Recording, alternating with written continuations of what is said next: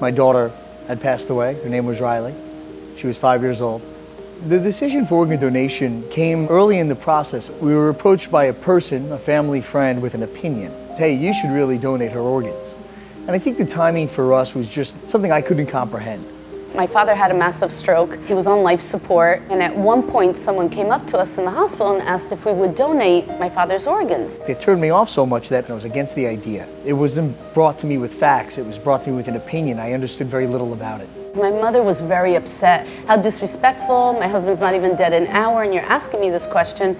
Ever since then, I've always thought about that. We could have helped so many people and we were so stuck in our own grief that we didn't think about other people. And I know my dad would have liked that. People mourn differently. They deal with trauma differently. There really is no way you can become comfortable with the loss of a child. That's something that you wouldn't wish on anybody. We just knew that we had to keep his memory alive in some shape or form. The only way at that point I could think of was to donate his organ to someone. To us, it was keeping him alive.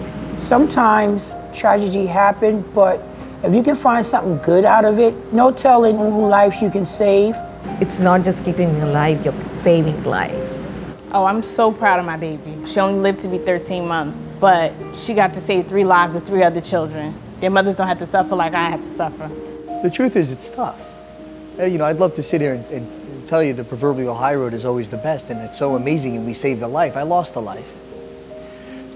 I knew it was the right thing to do, but it was bittersweet.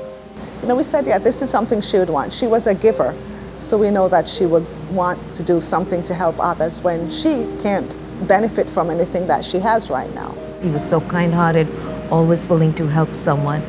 In my mind, he would have wanted something like this, for sure. When my mom passed away, we decided that yes, she would want to give the gift of tissue as well.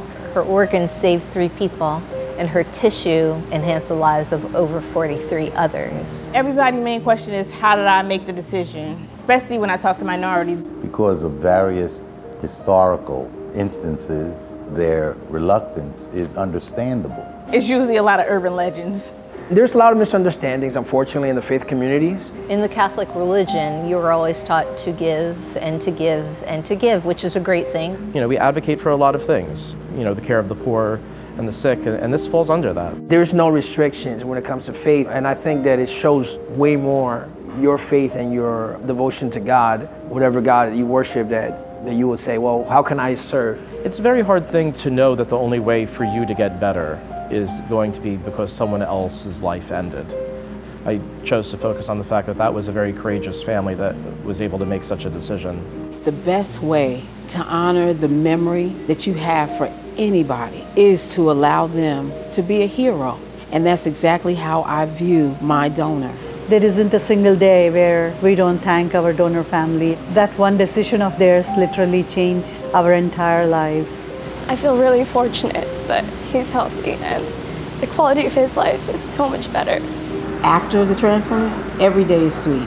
Before Devin was transplanted, we literally ran an intensive care unit out of our house. Once he had the transplant, within a year, I would say he was able to become like a normal little boy. Life takes on a whole new meaning when you're able to breathe again. We take it for granted. We take that for granted. Every now and then it just hits me like, wow, I'm here.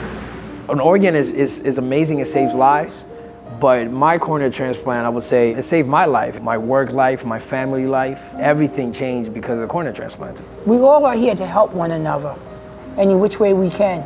You never want to lose anyone, but if you love them, a part of them is somewhere living, happy, and feeling grateful, because there is no greater gift than the gift of life.